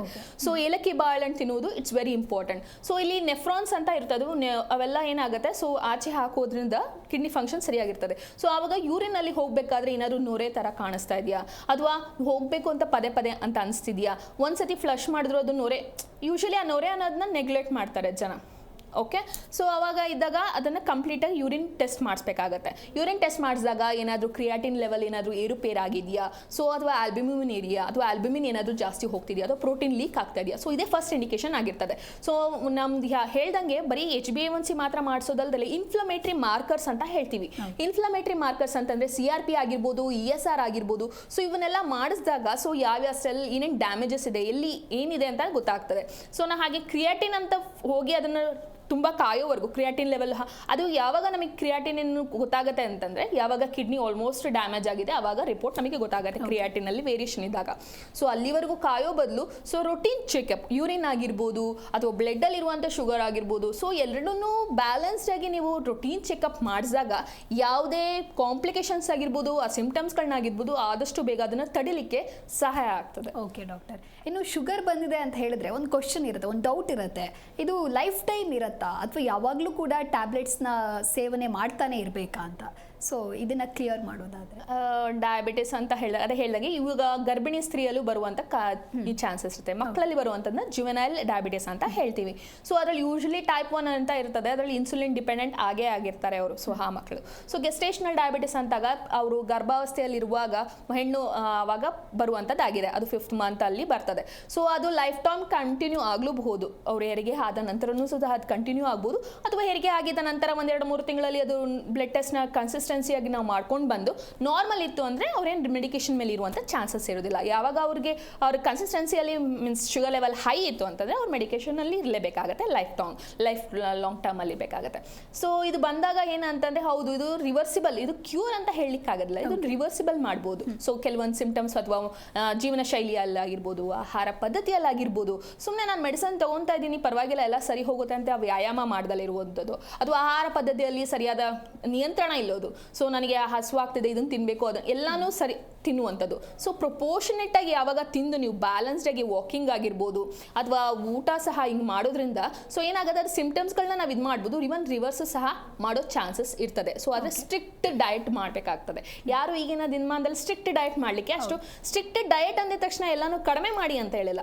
ಎಲ್ಲಾನು ಫ್ಯಾಟ್ ಆಗಿರ್ಬೋದು, ಪ್ರೋಟೀನ್ ಆಗಿರ್ಬೋದು, ಮೆಗ್ನೀಷಿಯಂ ಆಗಿರ್ಬೋದು, ಪ್ರತಿಯೊಂದು ಮಿನರಲ್ಸ್ ಇರುವಂಥ ಕಂಟೆಂಟ್ನ ಸರಿಯಾದ ಹಸಿರು ತರಕಾರಿಗಳಾಗಿರ್ಬೋದು ಅಥವಾ ನಟ್ಸ್ಗಳಾಗಿರ್ಬೋದು, ಫ್ರೂಟ್ಗಳನ್ನ ಸೇವನೆ ಆಗಿರ್ಬೋದು. ಸೊ ಇವೆಲ್ಲಾನು ಮಾಡಿದಾಗ ಆ ಫ್ರೂಟ್ಸ್ಗಳನ್ನ ತೊಗೊಂಡಾಗ ಅದರಲ್ಲಿ ಆಂಟಿ ಆಕ್ಸಿಡೆಂಟ್ಸ್ ಜಾಸ್ತಿ ಇರುತ್ತೆ. ಸೊ ಏನೇ ಬಾಡಿಯಲ್ಲಿ ಇನ್ಫೆಕ್ಷನ್ ಆದ್ರೂ ಸಹ ಬೇಗ ಹೀಲಪ್ ಮಾಡಲಿಕ್ಕೆ ಸಹ ಹೆಲ್ಪ್ ಆಗುತ್ತೆ. ಓಕೆ ಡಾಕ್ಟರ್, ಇನ್ನು ಫುಡ್ ಡಯಟ್ ಬಗ್ಗೆ ನೀವು ಹೇಳ್ತಾ ಇದ್ರಿ, ನಮ್ಮ ಲೈಫ್ ಸ್ಟೈಲ್ ಹೇಗಿರಬೇಕು ಅಂತ. ಬಿಕಾಸ್ ನಮ್ಮ ಲೈಫ್ ಸ್ಟೈಲಿಂದನೇ ಈಗ ಸಾಕಷ್ಟು ಸಮಸ್ಯೆಗಳು ಉಂಟಾಗ್ತಾ ಇದೆ. ಹಾಗಾಗಿ ಹೌದು, ಈಗಿನ ದಿನಮಾನಗಳು ನೋಡಬೇಕಾದ್ರೆ ಈ ಒಬೆಸಿಟಿ ಅನ್ನೋದು ತುಂಬ ಸರ್ವಸಾಮಾನ್ಯ ಆಗಿದೆ. ಯಾಕಂದರೆ ಕೂತಲ್ಲೇ ಜಾಸ್ತಿ ವರ್ಕಿಂಗ್ ಅವರ್ಸ್ ಇರ್ಬೋದು, 9 ಗಂಟೆ ಕಾಲ ದೀರ್ಘ ವರ್ಕ್ ಮಾಡೋದು ಅಥವಾ 11 ಗಂಟೆಗಳ ಕಾಲ ಅಥವಾ ರಾತ್ರಿ ಶಿಫ್ಟ್ಸ್, ನೈಟ್ ಶಿಫ್ಟ್ಸ್ ಅನ್ನೋದಿರುವಂಥದ್ದು, ನಿದ್ದೆ ಇಲ್ಲದೆ ಇರುವಂಥದ್ದು. ನಿದ್ದೆ ಇಲ್ಲದೆ ಇದ್ರೂ ಸಹ ಏನಾಗುತ್ತೆ, ಶೂಟಪ್ ಆಗುತ್ತೆ ಹೈ ಗ್ಲುಕೋಸ್ ಲೆವೆಲ್. ಅಥವಾ ಊಟದಲ್ಲಿ ಸರಿಯಾದ ರೀತಿಯಲ್ಲಿ ಆಹಾರ ಸೇವನೆ ಮಾಡ್ದಲೇ ಇದ್ದಾಗ, ಸೊ ಹೆಚ್ಚಾಗಿ ಆಚೆ ಪ್ರೋಸೆಸ್ಡ್ ಫುಡ್ಗಳನ್ನ ನಾವು ತೊಗೊಂಡಾಗ, ಮೈದಾ ಆಗಿರ್ಬೋದು, ಸೊ ಅಥವಾ ರೆಡಿಮೇಡ್ ಫುಡ್ಗಳನ್ನ, ಪ್ಯಾಕೇಜ್ ಫುಡ್ಗಳನ್ನ ನಾವು ತೊಗೊಂಡಾಗ ಆಬ್ವಿಯಸ್ಲಿ ಏನಾಗುತ್ತೆ, ಅದು ಅನ್ಹೆಲ್ದಿ ಫುಡ್ಸ್ ಅವೆಲ್ಲ. ಸೊ ಬೇಗ ಶುಗರ್ ರೈಸ್ ಅಪ್ ಮಾಡಲಿಕ್ಕೆ ತುಂಬ ಈಸಿ ಆಗುತ್ತೆ. ಸೊ ಆದಷ್ಟು ಪ್ಯಾಕೇಜ್ ಫುಡ್ಡು ಅಥವಾ ರೆಡಿಮೇಡ್ ಫುಡ್ನ ಅವಾಯ್ಡ್ ಮಾಡೋದು ತುಂಬ ಸೂಕ್ತ. ಪ್ಲಸ್ ಆದಷ್ಟು ಬೆಳಗ್ಗೆ ಎದ್ದ ತಕ್ಷಣ ಎಲ್ಲರಿಗೂ ಹೇಳುವಂಥದ್ದು, ನೀರು ಕುಡಿಯೋ ಬದಲು ಕೆಲವರು ಕಾಫಿ ಕುಡಿಯೋ ಅಭ್ಯಾಸ ಇರುತ್ತೆ, ಟೀ ಕುಡಿಯೋ ಅಭ್ಯಾಸ ಇರುತ್ತೆ. ಸೊ ಅದನ್ನ ಬದಲು ಸ್ವಲ್ಪ ಫಸ್ಟು ಡಿಹೈಡ್ರೇಟ್ ಆಗಿರುತ್ತೆ ಬಾಡಿ, ಸ್ವಲ್ಪ ಫಸ್ಟು ನೀರು ತೊಗೊಂಡು ಆಮೇಲೆ ಬೇಕಾದ್ರೆ ತೊಗೊಳ್ಳಿ. ಅದ್ರ ಜೊತೆ ಏನಾದರೂ ಆದಷ್ಟು ಕಡಿಮೆ ಮಾಡೋದು ಒಳ್ಳೆಯದು. ಟೀ ಕಾಫಿ ಅನ್ನೋದು ಕಡಿಮೆ ಮಾಡೋದು ಸಹ ಒಳ್ಳೆಯದು. ಅದ್ರ ಬದಲು ಯಾವುದಾದ್ರು ಗ್ರೀನರಿ ಜ್ಯೂಸ್ ಕುಡಿಯೋದಾಗಿರ್ಬೋದು ಅಥವಾ ವೆಜಿಟೇಬಲ್ ಜ್ಯೂಸ್ ಕುಡಿಯೋದಾಗಿರ್ಬೋದು. ಸೊ ಅದನ್ನು ಮಾಡಿದಾಗ ಸೊ ಅದು ಆಮೇಲೆ ಮಧ್ಯ ಹಸುವು ಆಗ್ತಿದೆ ಅಂತ ಅಂದ್ಬಿಟ್ಟು ಅದ್ರ ಸ್ನ್ಯಾಕ್ಸ್ಗಳನ್ನ ಮಂಚ್ ಮಾಡುವಂಥದ್ದಾಗಿರ್ಬೋದು. ಅದ್ರ ಬದಲು ಸ್ಪ್ರೌಟ್ಸ್ ತಿನ್ಬೋದಾಗಿರ್ಬೋದು, ಪ್ರೋಟೀನ್ ಇರುವಂಥದ್ದಾಗಿರ್ಬೋದು, ಸಲಾಡ್ಸ್ಗಳನ್ನ ಮಾಡ್ಕೊಂಡು ತಿನ್ನೋದಾಗಿರ್ಬೋದು ಅಥವಾ ಫ್ರೂಟ್ಸ್ ತಿನ್ನೋದಾಗಿರ್ಬೋದು. ಆಮೇಲೆ ಕೂತಲ್ಲೇ ಒಂದು ಲಾಂಗ್ ಅವರ್ಸ್ ಕೂತ್ಕೊಳ್ಳೋ ಬದಲು ಒಂದು 10 ಮಿನಿಟ್ಸ್ ಟೇಕ್ 10 ಮಿನಿಟ್ಸ್ ವಾಕ್ ಆಗಿರ್ಬೋದು. ಸೊ ಏನಾಗುತ್ತೆ, ಅದರಲ್ಲಿ ಫ್ಯಾಟ್ ಡೆಪಾಸಿಟ್, ನಾನು ಹೇಳ್ದಂಗೆ ಬ್ಯಾಡ್ ಕೊಲೆಸ್ಟ್ರಾಲ್ ಡೆವಲಪ್ ಆಗುತ್ತೆ. ಸೊ ಹೊಟ್ಟೆ ಭಾಗದಲ್ಲಿ ಏನಾಗುತ್ತೆ, ಬೊಜ್ಜು ಅಂತ ಹೇಳ್ಬೋದು. ಅದರಲ್ಲಿ ಕೊಲೆಸ್ಟ್ರಾಲ್ ಫ್ಯಾಟ್ ಡೆಪಾಸಿಟ್ ಆದಾಗ ಆಬ್ವಿಯಸ್ಲಿ ಬೊಜ್ಜು ಬರುವಂಥದ್ದು. ಬೊಜ್ಜಿಂದ ಬರುವಂಥ ನಾನಾ ಕಾರಣಗಳಿದೆ. ಲಿವರ್ ಸರಿಯಾಗಿ ಫಂಕ್ಷನ್ ಆಗೋದಿಲ್ಲ, ಮೋಷನ್ ಹೋಗಲಿಕ್ಕೆ ಕಷ್ಟ ಆಗ್ತದೆ. ಸೊ ಹಿಂಗಿದ್ದಾಗ ನಮ್ಮ ಲೈಫ್ ಸ್ಟೈಲು ತುಂಬಾ ಮ್ಯಾಟರ್ ಆಗ್ತದೆ. ಸೊ ಬರೀ ಮೆಡಿಸನ್ ಮೇಲೆ ಮಾತ್ರ ರಿಲೇ ಆಗೋದಿಲ್ಲ, ಜೀವನ ಶೈಲಿ ಅನ್ನೋದು ಬಹಳ ಮುಖ್ಯವಾಗಿರ್ತದೆ. ನಾನು ಹೇಳ್ದಂಗೆ ಆನುವಂಶಿಕವಾಗಿ ನಾವು ಬಂತು ಅಂದ್ರೂ ಸಹ ನಾವು ಎಷ್ಟು ಡಯಟ್ ಫಾಲೋ ಮಾಡ್ತೀವಿ ಅಥವಾ ಎಷ್ಟು ಎಕ್ಸಸೈಸ್ ಮಾಡ್ತೀವಿ ಅದ್ರ ಮೇಲೆ ಡಿಪೆಂಡ್ ಆಗ್ತದೆ. ಸೊ ಆನುವಂಶಿಕ ಮೀನ್ಸ್ ನನ್ನ ತಂದೆ ತಾಯಿಗಿತ್ತು ನನಗೂ ಬಂದೇ ಬರುತ್ತೆ ಅನ್ನೋದಕ್ಕಿಂತ ನಾವು ಎಷ್ಟು ಡಯಟ್ ಫಾಲೋ ಮಾಡ್ತಾ ಇದ್ದೀವಿ, ನಾವು ಆಹಾರನ ತೊಗೊತಾ ಇದೀವಿ, ಅಥವಾ ಬೆಳಗ್ಗೆ ಮಾರ್ನಿಂಗ್ ಬ್ರೇಕ್ಫಾಸ್ಟ್ನ ಸ್ಕಿಪ್ ಮಾಡುವಂಥದ್ದಾಗಿರ್ಬೋದು, ಅಥವಾ ಸರಿಯಾದ ರೀತಿಯಲ್ಲಿ ಆಹಾರ ಸೇವನೆ ಮಾಡ್ದಲೇ ಇರುವಂಥದ್ದು, ಅಥವಾ ರಾತ್ರಿ ಟೈಮಲ್ಲಿ ಜಾಸ್ತಿ ಹಣ್ಣುಗಳನ್ನ ಸೇವನೆ ಮಾಡುವುದು, ಶುಗರಿ ಫುಡ್ಗಳನ್ನ, ಜ್ಯೂಸ್ನ ಆ ಥರ ಹೆಚ್ಚಾಗಿ ನಾವು ತೊಗೊಂಡಾಗ ಆಬ್ವಿಯಸ್ಲಿ ಬಾಡಿಯಲ್ಲಿ ಬೇಗ ಡೈಜೆಷನ್ ಆಗೋದಿಲ್ಲ ನೈಟ್ ಟೈಮ್. ಸೊ ಅವಾಗ ಏನಾಗುತ್ತೆ, ಸೊ ಇದೇ ಕನ್ಸಿಸ್ಟೆನ್ಸಿ ಹೀಗೆ ಫಾಲೋ ಮಾಡ್ತಾ ಇದ್ದೀರಾ ಅಂದರೆ ಆಬ್ವಿಯಸ್ಲಿ ಎಲ್ಲರಿಗೂ ಅದು ಶುಗರ್ ಡಯಾಬಿಟಿಸ್ ಬಂದೇ ಬರ್ತವಂತೆ. ಹಂಗ ಇದ್ದಾಗ ಸ್ವಲ್ಪ ಅದು ಅಲಾರಮ್ ಇದ್ದಂಗೆ, ಏನದು ನಮ್ದು ಫ್ಯಾಮಿಲಿ ಟೆಂಡೆನ್ಸಿ ಇದೆ, ಸ್ವಲ್ಪ ನಾನು ಒಂದು ಸ್ವಲ್ಪ ಡಯಟ್ ಮಾಡೋದಾಗಿರ್ಬೋದು, ಸ್ವಲ್ಪ ವಾಕಿಂಗ್ ಮಾಡೋದಾಗಿರ್ಬೋದು, ಇದರಲ್ಲಿ ಮಾಡಿಕೊಂಡು ಸರಿಯಾದ ವೆಲ್ ಬ್ಯಾಲೆನ್ಸ್ಡ್ ಡಯಟ್ ಮಾಡೋದ್ರಿಂದ ಇದನ್ನು ತಡೆಗಟ್ಟುವುದನ್ನು ನಾವು ತಡೆಗಟ್ಟಬಹುದಾಗಿದೆ. ಓಕೆ ಡಾಕ್ಟರ್, ಇನ್ನು ಡಯಾಬಿಟೀಸ್ ಅಂತ ಹೇಳಿದಾಗ ಇದಕ್ಕೆ ಏನಾದರೂ ಏಜ್ ಫ್ಯಾಕ್ಟರ್ ಇರುತ್ತಾ? ಇಫ್ ಏಜ್ ಫ್ಯಾಕ್ಟರ್ ಇದ್ರೂ ಕೂಡ ಮಹಿಳೆಯರಲ್ಲಿ ಹೆಚ್ಚು ಕಂಡು ಬರುತ್ತಾ ಅಥವಾ ಪುರುಷರಲ್ಲಿ ಹೆಚ್ಚು ಕಂಡು ಬರುತ್ತಾ? ಆ್ಯಂಡ್ ಮಕ್ಕಳಲ್ಲೂ ಕೂಡ ಕಾಣಿಸ್ಕೊಳ್ತಾ ಇದೆ. ಸೊ ಈ ಕುರಿತು ಹೇಳೋದಾದರೆ, ಡಯಾಬಿಟಿಸ್ ಇಬ್ಬರಲ್ಲೂ ಒಂದೇ ಲಕ್ಷಣಗಳು, ಗಂಡಸರಲ್ಲಿ ಬೇರೆ ಲಕ್ಷಣಗಳು ಕಾಣುತ್ತಾ ಅಥವಾ ಹೆಂಗಸರಲ್ಲಿ ಬೇರೆ ಲಕ್ಷಣಗಳು ಕಾಣುತ್ತಾ ಹಾಗೇನೂ ಇಲ್ಲ. ಡಯಾಬಿಟಿಸ್ ಅಂದರೆ ಒಂದೇ. ಸೊ ಗಂಡಸರಾಗಿರ್ಬೋದು ಹೆಂಗಸರಾಗಿರ್ಬೋದು ಅದರ ಲಕ್ಷಣಗಳು ಒಂದೇ ಇರ್ತದೆ. ಹೆಚ್ಚು ಹಸುವಾಗಿರ್ಬೋದು, ಹೆಚ್ಚು ಬಾಯಾರಿಕೆ ಆಗಿರ್ಬೋದು, ಹೆಚ್ಚಾಗಿ ಯಾರಲ್ಲಿ ಕಾಣಿಸ್ಕೊಳ್ಳುತ್ತೆ ಅನ್ನುವಂಥದ್ದು, ಹೆಚ್ಚಾಗಿ ಕಾಣಿಸ್ಕೊಳ್ಳುವಂಥದ್ದು ಹೆಣ್ಮಕ್ಕಳಲ್ಲಿ ಅಂತಾನೆ ಹೇಳ್ಬೋದು. ಗಂಡಸರಲ್ಲೂ ಕಾಣಿಸುತ್ತೆ, ಸೊ ಹೆಣ್ಣು ಮಕ್ಕಳಲ್ಲಿ ಜಾಸ್ತಿ ಕಾಣಿಸೋದು, ಯಾಕಂದ್ರೆ ಹಾರ್ಮೋನಲ್ ವೇರಿಯೇಷನ್ಸ್ ಇರ್ತದಲ್ಲ. ಸೊ ಅದರಿಂದ ಹೆಣ್ಣು ಮಕ್ಕಳಲ್ಲಿ ಜಾಸ್ತಿ ಕಾಣಿಸುವಂಥದ್ದಾಗಿದೆ. ಸೊ ಅದರಿಂದ ಅವರಿಗೆ ಫ್ಯಾಟ್ ಸೆಂಟ್ರಲ್ಲಿ ಒಬೆಸಿಟಿ ಅಂತ ಹೇಳ್ತೀವಿ, ಅದರಲ್ಲಿ ಫ್ಯಾಟ್ ಡೆಪೋಸಿಷನ್ ಆಗಿರ್ಬೋದು. ಸೊ ಹೆಣ್ಮಕ್ಕಳಲ್ಲಿ ಕಾಲ್ ಜುಮ್ ಅಂತ ಹೇಳ್ತಾ ಇದೆ, ಕಾಲ್ ಹುರಿ ಆಗ್ತಾ ಇದೆ. ಸೊ ಇವೆಲ್ಲ ಏನಾಗುತ್ತೆ, ಅವರೆಲ್ಲ ಏನಂತಾರೆ ವೈಟಮಿನ್ B12 ಡಿಫಿಷಿಯನ್ಸಿ ಇರ್ಬೋದು ಅಂತ ವೈಟಮಿನ್ B12 ಸಪ್ಲಿಮೆಂಟ್ಸ್ನ ತಗೊಳ್ಳಿಕ್ಕೆ ಶುರು ಮಾಡ್ತಾರೆ without the going for the blood test, ಯಾವುದೇ ಶುಗರ್ ಟೆಸ್ಟ್ ಮಾಡಿಸ್ದಲೆ. ಸೊ ಅದು ಯಾವಾಗ ಕಾಂಪ್ಲಿಕೇಶನ್ಸ್ ಹೋಗುತ್ತೋ ಆವಾಗ ಅವರು ಶುಗರ್ ಕಡೆ ಗಮನ ಬರ್ತವೆ. ಶುಗರ್ ನಮ್ಮ ಫ್ಯಾಮಿಲಿಲಿ ಯಾವುದೂ ಇಲ್ಲ, ಸೊ ನನಗೆ ಬರುವಂಥ ಚಾನ್ಸಸ್ ಇಲ್ಲ, ಅಥವಾ ನಾನು ಆಹಾರ ಪದ್ಧತಿನ ಸರಿಯಾಗಿ ಫಾಲೋ ಮಾಡ್ತಾ ಇದ್ದೀನಿ, ಅಥವಾ ಲೈಫ್ ಸ್ಟೈಲ್ ಸರಿಯಾಗಿದೆ, ವಾಕಿಂಗ್ ಇದೆ, ಎಲ್ಲ ಮಾಡ್ತಾ ಇದ್ದೀನಿ ಬಟ್ ಬರೋ ಚಾನ್ಸಸ್ ಇಲ್ಲ ಅಂತ ಇಗ್ನೋರ್ ಮಾಡೋದ್ರಲ್ಲೂ ಸಹ ಇರುತ್ತೆ. ಸೊ ಅದರಿಂದ ಕನ್ಸಿಸ್ಟೆನ್ಸಿ ಅದನ್ನು ಮಾಡೋದ್ರಿಂದ ಸೊ ಏನಾಗುತ್ತೆ, ನಮ್ಮಲ್ಲಿ ಬಾಡಿಯಲ್ಲಿ ಶುಗರ್ ಇದೆಯಾ ಇಲ್ವಾ ಅನ್ನೋದು ಗೊತ್ತಾಗುತ್ತೆ. ಸೊ ಮಕ್ಕಳಲ್ಲಿ ನಾನು ಹೇಳ್ದಂಗೆ ಹುಟ್ಟಿದ ಮಗುಲು ಸಹ ಇವಾಗ ನಾವು ಶುಗರ್ನ ಕಾಣ್ಬೋದಾಗಿದೆ. ಸೊ ಈಗ ಏಜ್ ಫ್ಯಾಕ್ಟರ್ ಅಂತ ಹೇಳಲಿಕ್ಕೆ ಆಗೋದಿಲ್ಲ. ಸೊ ಈಗಿನ ಲೈಫ್ ಸ್ಟೈಲು ಈಗ ಅಥವಾ ಜೀವನ ಶೈಲಿ ಅಥವಾ ಏನದು ಆಹಾರ ಪದ್ಧತಿಯಲ್ಲಿ ನೋಡಬೇಕಾದ್ರೆ ಸರಿಯಾದ ಆಹಾರ ಪದ್ಧತಿ ಅಥವಾ ಹೆಚ್ಚಿನ ಮೈದಾ ಆ ಥರ ಇದ್ದಾಗ ಆಬ್ವಿಯಸ್ಲಿ ಬಾಡಿಯಲ್ಲಿ ಏನಾಗುತ್ತೆ, ಇವಾಗ ಬರ್ಗರ್ ಪಿಜ್ಜಾ ಅದರಲ್ಲಿ ಆಬ್ವಿಯಸ್ಲಿ ಮೈದಾಗಳನ್ನ ಜಾಸ್ತಿ ಯೂಸ್ ಮಾಡ್ತಾರೆ. ಸೊ ಅವಾಗ ಅದನ್ನು ತಿಂದಾಗ ಸೊ ಏನಾಗುತ್ತದೆ, ಖಂಡಿತವಾಗ್ಲೂ ಶುಗರ್ ಲೆವೆಲ್ ಸ್ಪೈಕ್ ಅಪ್ ಆಗುತ್ತೆ. ಮುಂಚೆನೆ ಅಥವಾ ನನ್ನ ಮಕ್ಕಳು ಚೆನ್ನಾಗಿರಬೇಕು ಅಂತ ಅಂದ್ಬಿಟ್ಟು ಯಾವಾಗಲೂ ಫೀಡ್ ಮಾಡ್ತಾನೆ ಇರೋದು, ತುಂಬ ದಪ್ಪ ಇರಬೇಕು ಅಂತ ಚೆನ್ನಾಗಿ ಫೀಡ್ ಮಾಡುವಂಥದ್ದಾಗಿರ್ಬೋದು. ದಪ್ಪ ಇರೋದು ಮಾತ್ರ ಹೆಲ್ದಿ ಅಂತ ಹೇಳೋದಿಲ್ಲ. ಯಾವಾಗ ದಪ್ಪ ಅಂತ ಹೇಳ್ತೀವೋ ಅದು ಅನ್ಹೆಲ್ದಿ ಬೇಬಿ ಅಂತಾನೆ ನಾವು ಕನ್ಸಿಡರ್ ಮಾಡೋದು. ನೋಡೋರಿಗೆ ಮಾತ್ರ ಮಗು ಸಣ್ಣಗಿದೆ, ಯಾಕೆ ಸಣ್ಣಗಿದೆ, ಅದು ದಪ್ಪ ಇಲ್ಲ ಅಂತ ಹೇಳ್ಬೋದು, ಬಟ್ ನೋಡೋಕೆ ಚೆನ್ನಾಗಿದೆ ಅಂತ. ಬಟ್ ಯಾವಾಗ ಲೀನ್ ಆಗಿರ್ತಾರೋ, ಫಿಟ್ ಆಗಿರ್ತಾರೋ, they will be healthy baby. ಯಾವಾಗ ಫ್ಯಾಟ್ ಅಂತ ಮೀನ್ಸ್ ತುಂಬ ಚಬ್ಬಿ ಆಗಿರ್ತಾರೋ ಮಕ್ಕಳು, ಅವರು ಅನ್ಹೆಲ್ದಿ ಬೇಬಿ ಅಂತಾನೆ ಕನ್ಸಿಡರ್ ಮಾಡ್ಬೋದು. ಯಾಕಂದ್ರೆ ಅವ್ರಿಗೆ ಬೇಗ ಇನ್ಫೆಕ್ಷನ್ಸ್ ಆಗಿರ್ಬೋದು, ಬೇಗ ಒಂದು ಕೋಲ್ಡ್ ಇಂಟಾಲರೆನ್ಸ್ ಏನು ಬಂದರೂ ಅವ್ರಿಗೆ ತಡ್ಕೊಳ್ಳೋ ಶಕ್ತಿ ಇರೋದಿಲ್ಲ. ಅದೇ comparatively well balanced nutrition food ಮಕ್ಕಳುಗಳನ್ನ ನೋಡಿದಾಗ ಸೊ ಅವ್ರು ಲೀನ್ ಇದ್ರೂ ಸಹ ಅವರಿಗೆ ಯಾವುದೇ ಇನ್ಫೆಕ್ಷನ್ ತಡ್ಕೊಳ್ಳಿಕ್ಕೆ ಶಕ್ತಿ ಇರ್ತದೆ. ಸೊ ಅವರು ರೆಸಿಸ್ಟೆನ್ಸ್ ಪವರ್ ಜಾಸ್ತಿ ಇರ್ತದೆ, ಫಿಸಿಕಲ್ ಆಕ್ಟಿವಿಟಿ ಚೆನ್ನಾಗಿರುತ್ತೆ. ಇಲ್ಲಿ ಇವ್ರು ಫಿಸಿಕಲ್ ಆಕ್ಟಿವಿಟಿ ಮಾಡಲಿಕ್ಕೂ ಆಗೋದಿಲ್ಲ, ಯಾಕಂದರೆ ಒಬೇಸ್ ಇರ್ತಾರೆ ಮಕ್ಕಳು. ಅದರಿಂದನೂ ಸಹ ನನ್ನ ಬರಲಿಕ್ಕೆ ಸಕ್ಕರೆ ಕಾಯಿಲೆ ಬರಲಿಕ್ಕೆ ಚಾನ್ಸಸ್ ಇರ್ತದೆ, ಯಾಕಂದರೆ ಹೆಚ್ಚಿನಾದಂಥ ಓವರ್ ಫೀಡಿಂಗ್ ಅಂತ ಹೇಳ್ಬೋದು. ಸೊ ಎಷ್ಟು ಬ್ಯಾಲೆನ್ಸ್ ಫುಡ್ ಅನ್ನೋದಕ್ಕಿಂತ ನನ್ನ ಮಗ ದಪ್ಪ ಇರಬೇಕು ಅಂದ್ಬಿಟ್ಟು ಚೀಸ್ ಆಗಿರ್ಬೋದು, ಬಟರ್ ಆಗಿರ್ಬೋದು, ಮೇಲಿಂದ ಮೇಲೆ ತಿನ್ನಿಸೋದಾಗಿರ್ಬೋದು. ಸೊ ಇದು ಮಾಡುವುದು ಪೋಷಕರು ಮೇನ್ ಆಗಿ ಹೇಳೋದಂದ್ರೆ ಅದನ್ನು ಆದಷ್ಟು ತಡೆಗಟ್ಟಿ. ಮಗು ಸಣ್ಣಗಿದ್ರೂ ಸಹ ಹೆಲ್ದಿ ಆಗಿರಬೇಕು, ದಪ್ಪ ಇದೆ ನೋಡೋರಿಗೆ ಮಾತ್ರ ಚೆನ್ನಾಗಿ ಕಾಣಿಸ್ಬೇಕು ಅಂತ ಓವರ್ ಫೀಡ್ ಸಹ ಮಾಡಬೇಡಿ. ಸೊ ಅದನ್ನು ಹಾಗೆ ಮಾಡಿದಾಗ ಖಂಡಿತವಾಗ್ಲೂ ಯಾವುದೇ ಇದು ತಡೆಗಟ್ಟಲಿಕ್ಕೆ ಸಾಧ್ಯ ಆಗ್ತದೆ. ಓಕೆ, ಇನ್ನು ಡಾಕ್ಟರ್ ಹೇಳ್ತಾ ಇದ್ರಿ ಡಯಾಬಿಟೀಸ್ ಇದೆ ಅಂತ ಹೇಳಿ ಬೇರೆ ಕಡೆ ಟ್ರೀಟ್ಮೆಂಟ್ ಅನ್ನ ತಗೊಳ್ತಾ ಇರ್ತಾರೆ. ಸಡನ್ ಆಗಿ ಅವ್ರು ಹೋಮಿಯೋ ಕೇರ್ಗೆ ಸ್ವಿಚ್ ಆನ್ ಆಗಬಹುದಾ ಅಥವಾ ಏನಾದರೂ ಸಮಸ್ಯೆಗಳು ಉಂಟಾಗತ್ತಾ? ಬರ್ಬೋದು, ಹಾಗೇನಿಲ್ಲ. ನಾನು ಹೇಳ್ದಂಗೆ ಇನ್ಷಿಯಲಿನೇ ಅವ್ರು ಬಂದಾಗ ಸೊ ವಿತಿನ್ 2-3 ಮಂತ್ಸಲ್ಲೇ ಬಂತು ಅಂತಂದರೆ ಅದನ್ನು ಬೇಕಾದರೆ ನಾವು ನನ್ನ ಪೇಷಂಟ್ ಸಹ ಎಕ್ಸಾಂಪಲ್ ಇದ್ದಾರೆ. ಸೊ ಅವರು ಕೆಲವರು ತುಂಬ ಕಾನ್ಷಿಯಸ್ ಇರ್ತಾರೆ, ಹೆಲ್ತ್ ಕಾನ್ಷಿಯಸ್. ಸೊ ನನಗೇನಾದ್ರೂ ಸ್ವಲ್ಪ ಹೋದ್ರೂ ಸಹ ಹೋಗಿ ಬ್ಲಡ್ ಟೆಸ್ಟ್ ಮಾಡಿಸೋದು ಆ ಕ್ಯಾಟಗರಿನೂ ಇದ್ದಾರೆ. ಇನ್ನು ಅವ್ರು ಏನೇ ಆದರೂ ನಾನು ಹಾಸ್ಪಿಟಲ್ಗೆ ಹೋಗೋದಿಲ್ಲ, ನಾನು ಮೆಡಿಸಿನ್ ತೊಗೊಳ್ಳೋದಿಲ್ಲ ಅನ್ನೋ ಕ್ಯಾಟಗರಿನೂ ಸಹ ಇದ್ದಾರೆ. ಸೊ ತುಂಬ ಹೆಲ್ತ್ ಕಾನ್ಷಿಯಸ್ ಇರೋದು ಒಳ್ಳೇದಲ್ಲ, ತುಂಬ ನೆಗ್ಲೆಕ್ಟ್ ಮಾಡೋದು ಒಳ್ಳೇದಲ್ಲ. ಸೊ ಮಾಡ್ರೇಟ್ ಆಗಿರಬೇಕು. ಸೊ ಏನಾಗುತ್ತೆ ಅಂತಂದರೆ early detection of the diabetes ಅಂತ ಇದ್ದಾಗ ನಾವು ಡಯಟಲ್ಲೇ ಸಹ ನಾವು ಮೇಂಟೈನ್ ಮಾಡ್ಬೋದು, ಯಾವುದೇ ಮೆಡಿಕೇಶನ್ ಸ್ಟಾರ್ಟ್ ಮಾಡಲಿಕ್ಕೆ ಇದಿಲ್ಲ. ಸೊ ನನ್ನ ಕ್ಲಿನಿಕಲ್ಲಿ ಬಂದಾಗ ಒಬ್ಬ ಪೇಷಂಟ್ ಬಂದಿದೆ. ಸೊ ಅವರು ಇನಿಷಿಯಲ್ ಸ್ಟೇಜ್ ಆಗಿ ಒಂದು ಸ್ವಲ್ಪ ಹಾಫ್ ಟ್ಯಾಬ್ಲೆಟ್ ಇನ್ನು ಸ್ಟಾರ್ಟ್ ಮಾಡಿ later on is now is on diet and as well is medicine, homeo medicine. So ಅದೇನಾಗುತ್ತೆ, ಲೈಫ್ ಲಾಂಗ್ ಹೋಗುವಂಥ ಚಾನ್ಸಸ್ ಏನೂ ಇರಲ್ಲ. ನಮ್ಮ ಕ್ಲಿನಿಕ್ ಆಲ್ಮೋಸ್ಟ್ ರೀಚ್ ಆಗೋದು ಹೇಗೆ ಅಂತಂದರೆ ಕಾಂಪ್ಲಿಕೇಶನ್ಸ್ ನಾನು ಹೇಳ್ದಂಗೆ ಕಾಲಲ್ಲಿ ಉರಿ ಆಗಿರ್ಬೋದು ಅಥವಾ ಕಣ್ಣಲ್ಲಿ ಮಂಜಾಗಿರ್ಬೋದು, ಅಥವಾ ನನಗೆ ಸುಸ್ತಾಗ್ತಾ ಇದೆ, ಇಷ್ಟು ಮೆಡಿಸಿನ್ ನಾನು ತೊಗೊಳ್ಬೇಕಾ, ಇಂಗ್ಲೀಷ್ ಮೆಡಿಸಿನ್ ಇಷ್ಟು ಮೆಡಿಸಿನ್ ನಾನು ಲೈಫ್ ಲಾಂಗ್ ತೊಗೊಬೇಕಾ, ನನಗೆ ತೊಗೊಳಕ್ಕೆ ಆಗ್ತಿಲ್ಲ, ಅದನ್ನು ಕಡಿಮೆ ಮಾಡಿ ನಾನು ಇದರಿಂದ ಆಚೆ ಬರಬೇಕು. ಸೊ ಅಂದಾಗ ತುಂಬ ವರ್ಷದಿಂದ ಸಫರ್ ಮಾಡಿ ಆಮೇಲೆ ಲೇಟರ್ ಆನ್ ಬರ್ತಾರೆ. ಇನ್ನೂ ಒಂದು ಪೇಷಂಟ್ ಇದ್ದಾರೆ, ಅವರು 80 years ಆಲ್ಮೋಸ್ಟ್ ತಾತ. ಸೊ ಅವರು ತುಂಬ ವರ್ಷದಿಂದ ಒಂದು 15-20 years ಇಂದ ಸಫರ್ ಆಗ್ತದೆ. But still there is no complication because he is following a healthy life style. ಡಯಟಲ್ಲಿ ಆಗಿರ್ಬೋದು, ವಾಕಿಂಗ್ ಆಗಿರ್ಬೋದು, ಎಕ್ಸಸೈಸ್ ಆಗಿರ್ಬೋದು, ಅವರು ಅದನ್ನು ಫಾಲೋ ಮಾಡ್ತಾ ಇದ್ದಾರೆ. That's the main thing. Complications ಇರೋದಿಲ್ಲ. ಸೊ ಕೆಲವರಲ್ಲಿ ಕಾಂಪ್ಲಿಕೇಶನ್ಸ್ ಜಾಸ್ತಿ ಆಗಿರುತ್ತೆ. ತುಂಬ ಕಾಂಪ್ಲಿಕೇಶನ್ಸ್ ಆದಾಗ ಈಗ ನಾವು ಕಿಡ್ನಿನ ಡ್ಯಾಮೇಜ್ ಆಗಿರೋದನ್ನ ರಿವರ್ಸ್ ಮಾಡಿ ಅಂತ ಹೇಳಿದಾಗ ಕೆಲವೊಂದು ಸಿಚುವೇಶನಲ್ಲಿ ಎಲ್ಲೇ ಹೋದ್ರೂ ಅದು ರಿವರ್ಸ್ ಮಾಡಲಿಕ್ಕೆ ಸ್ವಲ್ಪ ಕಷ್ಟ ಆಗುತ್ತೆ. ಓಕೆ, ಸೊ ಇನಿಷಿಯಲಿ ನೀವು ಬಂದಾಗ ಯಾವುದೇ ಕಾಂಪ್ಲಿಕೇಶನ್ಸ್ ಇಲ್ದಲೇ ಇದ್ದಾಗ ಆಬ್ವಿಯಸ್ಲಿ ನಾವು ಅದನ್ನು ನಿಮ್ಮ ಮೆಡಿಸಿನ್ ಏನಿದೆಯೋ ಅದನ್ನು ಟೇಪರ್ ಮಾಡಲಿಕ್ಕೆ ತುಂಬಾ ಹೆಲ್ಪ್ಫುಲ್ ಆಗುತ್ತೆ. ಸೊ ಕಾನ್ಸ್ಟಿಟ್ಯೂಷನ್ ಮೆಡಿಸಿನ್ ಅಂತ ಹೇಳ್ಬೋದು, ಇಂಡಿವಿಜುವಲ್ ಅಂತ ಹೇಳ್ಬೋದು. ನಿಮ್ದು based on your mental plane ಆಗಿರ್ಬೋದು, ನೀವು ಮೆಂಟಲಿ ಹೇಗಿದ್ದೀರಾ, ಫಿಸಿಕಲಿ ಹೇಗಿದ್ದೀರಾ, ಹೇಗೆ ರೆಸ್ಪಾಂಡ್ ಮಾಡ್ತಾ ಇದ್ದೀರಾ ಮೆಡಿಸನ್ಗೆ, ನಿಮ್ಮ ಸಿಂಪ್ಟಮ್ಸ್ಗಳು ಹಾಗೇ ಇದೆಯಾ ಅಥವಾ ಇನ್ನೂ ಜಾಸ್ತಿ ಆಗಿದೆಯಾ ಅಥವಾ ನಿಮ್ಮ ಡೋಸೇಜಸ್ ಜಾಸ್ತಿ ಆಗಿದೆಯಾ, ನಿಮ್ಮ ಲೈಫ್ ಸ್ಟೈಲ್ ಹೇಗಿದೆ, ಪ್ರತಿಯೊಂದನ್ನು ನಾವು ಕನ್ಸಿಡರ್ ಮಾಡ್ತೀವಿ. ಓಕೆ, ಸೊ ಇದನ್ನು ಕನ್ಸಿಡರ್ ಮಾಡಿದಾಗ ಸ್ವಲ್ಪ ಲೈಫ್ ಸ್ಟೈಲ್ ಜೀವನ ಶೈಲಿಯಲ್ಲಿ ಇದನ್ನು ಸ್ವಲ್ಪ ಚೇಂಜ್ ಮಾಡಿ, ಡಯಟಲ್ಲಿ ಸ್ವಲ್ಪ ಚೇಂಜ್ ಮಾಡಿ ಅಂತ ಹೇಳಿ ನಾವು ಮೆಡಿಸಿನ್ ಇದು ಮಾಡಿದಾಗ ಖಂಡಿತವಾಗ್ಲೂ ಇದನ್ನು ನಾವು ಅದಕ್ಕೆ ಮೆಡಿಸಿನ್ ಖಂಡಿತವಾಗ್ಲೂ ಇದೆ, ಇಂಡಿವಿಜುವಲೈಸೇಷನ್. ಓಕೆ ಡಾಕ್ಟರ್, ಇನ್ನು ಡಯಾಬಿಟೀಸ್ ಕುರಿತು ಸಂಪೂರ್ಣ ಮಾಹಿತಿಯನ್ನು ನಮಗೆ ಇವತ್ತಿನ ಕಾರ್ಯಕ್ರಮದಲ್ಲಿ ತಿಳಿಸ್ಕೊಟ್ಟಿದ್ದೀರಾ. ಥ್ಯಾಂಕ್ ಯು ಡಾಕ್ಟರ್, ನಮ್ಮ ಕಾರ್ಯಕ್ರಮಕ್ಕೆ ಆಗಮಿಸಿದ್ದಕ್ಕಾಗಿ. My pleasure. ಎಸ್, ಓಕೆ ವೀಕ್ಷಕರೇ, ನೀವು ಕೂಡ ನೋಡ್ತಾ ಇದ್ದೀರಿ ಅಲ್ವಾ, ಇವತ್ತಿನ ನಮ್ಮ ಕಾರ್ಯಕ್ರಮದಲ್ಲಿ ಡಯಾಬಿಟೀಸ್ ಅಂದರೆ ಏನು, ಯಾಕೆ ಈ ಸಮಸ್ಯೆ ಉಂಟಾಗುತ್ತೆ, ಜೊತೆಗೆ ಇದಕ್ಕೆ ಇರುವಂತಹ ಪರಿಹಾರಗಳೇನು ಅಂತ ಹೇಳಿ ತಿಳಿದುಕೊಂಡಿದ್ದೀರಾ. ನೀವು ಕೂಡ ಈ ಸಮಸ್ಯೆಯಿಂದ ಬಳಲ್ತಾ ಇದ್ರೆ ನಿಮ್ಮ ಟಿವಿ ಸ್ಕ್ರೀನ್ ಮೇಲೆ ಲಭ್ಯವಾಗ್ತಾ ಇರುವಂತಹ ಈ ಸಂಖ್ಯೆಗೆ ಕರೆ ಮಾಡ್ಬೋದು. ಡಾಕ್ಟರ್ ಜೊತೆಗೆ ಮಾತನಾಡಿ, ಭೇಟಿಯಾಗಿ ಹಾಗೂ ನಿಮ್ಮ ಸಮಸ್ಯೆಗೆ ಸೂಕ್ತ ಪರಿಹಾರವನ್ನು ಕಂಡುಕೊಳ್ಳಿ ಅಂತ ಹೇಳ್ತಾ ನೋಡ್ತಾ ಇರಿ ಜಿ ಕನ್ನಡ ನ್ಯೂಸ್, ಸತ್ಯವೇ ಸುದ್ದಿಯ ಜೀವಾಳ. ವಾಸಿಯಾಗದ ಆರೋಗ್ಯ ಸಮಸ್ಯೆ ನಿಮ್ಮನ್ನ ಕಾಡ್ತಿದೆಯಾ? ಹಾಗಿದ್ರೆ ಚಿಂತೆ ಬಿಡಿ, ನಮ್ಮ ಹೋಮಿಯೋ ಕೇರ್ಗೆ ಬನ್ನಿ.